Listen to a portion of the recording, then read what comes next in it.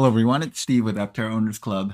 You guys remember I put out a video after the CyberCab event that Tesla did about 2 months ago, and that's when they first released their CyberCab, and I was talking about how it was very similar to the Aptera in terms of efficiency and kind of overall body shape, at least from the profile. But one of the things I said in this video was that there was no way in hell that the CyberCab was going to be released for um, for for the general public to buy in 2025, which was what was suggested at the event. And and now I'm beginning to think I might have been wrong. I still think that it's not going to get released to the general public in 2025. Like it won't be available for purchase in 2025. But I don't think it's as ludicrous as I initially thought for a couple of reasons. Um, Elon Musk was saying that he believes that the Cybercab will hit Texas in 2025. This was back in October, so he's still believing that. But a couple of things make me think that it's more believable. One, Tesla just released full self-driving version 13. I haven't experienced it myself, but everything I've read and I've seen the videos of people doing the full self-driving things on YouTube, and it's very good. It's evidently way better than full self-driving 12. If any of you guys have experienced FSD 13, let me know what you guys think about it. Is it like tremendously better? But it does seem like everyone agrees that it is a tremendous leap. It's a huge jump from version 12 and very, very good, and probably can handle like 99% of situations. The other thing is that let me put in a plug for this. So there's a channel that I like called Not Just Bikes, and they put out this video about a month ago that said how self-driving cars will destroy cities and what to do about it. Now, I've always thought that self-driving cars would be amazing. Like I was looking forward to having self-driving cars. I hate driving myself, and I thought self-driving cars would be really good for many reasons. Like there'd be less parking taking up space in cities, less people owning cars. We could share these cars, less cars on the road, perhaps. But this video really made me rethink my feelings about it. So I think it's a great video to watch. It's really long; it's about an hour long. But if you have the chance, I would definitely watch it. The other thing that makes me think that this is going to happen is one of the major reasons I thought that the CyberCab would not get released is because of the regulatory issues. Like the government's not going to allow, untested vehicles that haven't undergone like a lot of testing for safety reasons to be available for purchase by just normal people. Waymo's been doing it for years, but they don't sell their cars, and I just didn't see the regulatory environment changing to allow that to happen, even if technologically Tesla could do it. Now, technologically, Tesla is getting closer, obviously, because FSD 13 is a lot better, and perhaps in a year it'll be even way, way better. But the regulatory issues I thought were kind of more insurmountable. But what happened is Elon Musk spent a lot of money on the election, $277 million, which I thought was a ridiculous amount of money to spend. Now, he's very wealthy. $277 million isn't that much money to him, but it is still a lot of money, like an unprecedented amount of money by a single person. And of course, this has bought him a lot of influence. I think unfortunately, politics in America is driven by money, like money, and congressmen spend almost half their time fundraising for their next election cycle. So they depend on money, and they see Elon Musk's throwing this amount of money around, and they realize if they get on his good side, maybe he will help fund them. Or if they get on his bad side, he will fund their opponent. So it's kind of a scary position for them. So they're kind of beholden to him. And this is not new. Rich people have been donating to political campaigns over a long time. Like you see, this is about tech people. So that's just one group. There's many other industries, but Elon Musk dwarfs them all. $242 to help elect Trump. Kamala Harris, there was similar large spending. not to the level, because if you take out Elon Musk, these numbers are much smaller. But different uh, financial sectors and like industrial sectors and energy sectors, they will have large amounts of donations to um, political candidates, because this works. It works in their favor. You can essentially buy politicians, and we've known that that's been going on for a long time. And we know, and they know, and companies know that lobbying has great return on investment. This is an article from Forbes back in 2019, and it shows that like $2 billion of lobbying will result in $400 billion of gain. So that's a pretty good return on investment. That is like, 100, 200 fold return on investment. That's pretty good. And so you can see what's happened. Like, I should have done this myself. Again, never follow investment advice from me. I didn't do this. I knew I should have done it, but I didn't do it. After the election, I should have bought Tesla stock, because you support a very transactional candidate, and you're probably going to reap the benefits of it. And so Tesla stock was 250, and I should have bought it, and now it's 462. So like almost doubled in price in a month and a half. That is amazing. And there hasn't been any like big news or fundamental changes in Tesla, other than we know that Elon Musk is kind of in the good graces of the new president that's coming on board soon. And so just today it went up 7%. So if you look at the Forbes real-time billionaires list, here's Elon Musk, 454 billion, so almost $500 billion.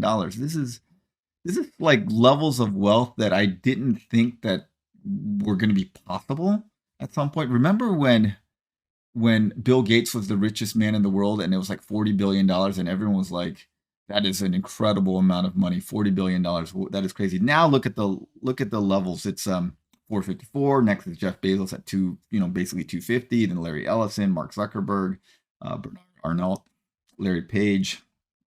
The levels of wealth here are incredible. And you see here that Elon Musk changed.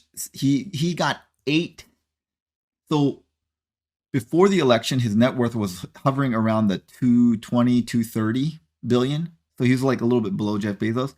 And then a month and a half after the election, an increase of basically over $200 billion. So basically what it happens is you spend 270 million and he got over $200 billion. That is great return on investment. Elon Musk is actually a genius. Like, he knows how to spend his money to make more money. And so this $17 billion in one day, I calculated out, is like $190,000 per second in a 24-hour period. So every second he's making the amount of money that, a pretty good paying job like a lawyer or some physicians are making per second, in what they would make in a year. So that is, working out really well for him. And that kind of reminded me of this really good paper that I read a while ago. This is a paper published by Martin Gillens and Benjamin Page out of, this is back when they were at Princeton. I think Martin Gillens is at Stanford now, but he's a political science professor. And he had a really interesting study that was testing theories of American politics. So his question was,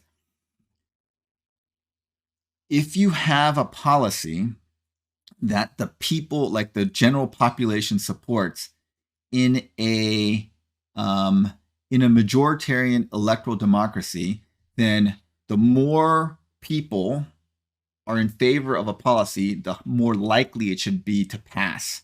And then the fewer people that are for a policy, the less likely it should be to pass. And so he tested that based on looking at surveys and all these policies. They looked for almost 2,000 policy issues over the past several decades. And they saw let's just skip all this stuff and get right down to the graph. So this is what it shows. So let's say that 10% of the population supports a policy. The chances that it'll pass is 30%. Let's say 100% of the people support a policy. The chances that it'll pass is 30%. So what people think about a policy makes absolutely no difference on the probability that one of those things will pass as a law in Congress. Now let's look at economic elites, so wealthy people, people that donate money to politicians. If there's like very few rich people are in favor of a policy, the chances that it passes is essentially zero. If 100% of wealthy people, economic elites, want something to pass, the chance it'll pass is like 60%. So there is a linear relationship between, do wealthy people want it to pass? It's very likely to pass. If wealthy people don't want it to pass, it's very unlikely to pass. So you would, in a functional democracy, you would expect that the average citizen preferences would be, there'd be some relationship. Maybe it's not linear, but it shouldn't be flat. And it's flat. And then interest groups, so lobbying groups, small interest groups. Basically, interest groups don't have this thing. But if you have a lot of interest groups in favor of it, it's more likely to pass. So interest groups and lobbying also have a relationship. But basically what it proves is average citizen preferences don't matter in American politics. We've been an oligarchy for decades. Now it's just very, very in your face, because the amount of wealth that some people have is enough that you can essentially buy multiple politicians and you can drive policy. This was published in 2017, and this was back when just 8 men owned the same wealth as half the world. And this is before the wealthy people became even wealthier. So it's crazy. 8 people own the same amount as 3.6 billion people. And they're just human beings. They're the same human beings. These 8 men are human beings. These 3.6 billion people, they're all human beings as well. And back then, if you look at when this was done, the 8 richest people at that point were Bill Gates, Ortega, Buffett, Carlos Slim, Jeff Bezos, Zuckerberg, Ellison, Bloomberg. And that was when Bill Gates was worth 75 billion. If you add this all up together, it's probably in the range of like 300 million or something, 300 billion, 400 billion. Now, if you look at another one from Oxfam, this is January of this year, the poor people have gotten poorer in the past 5 years. The rich people have gotten even richer. And if you look at the Forbes list, you can see now, it's probably, if they redid this, I couldn't find it, but if they redid this, just Elon Musk and Jeff Bezos, the two of them would probably have more wealth than half the world population. It's kind of staggering to think about.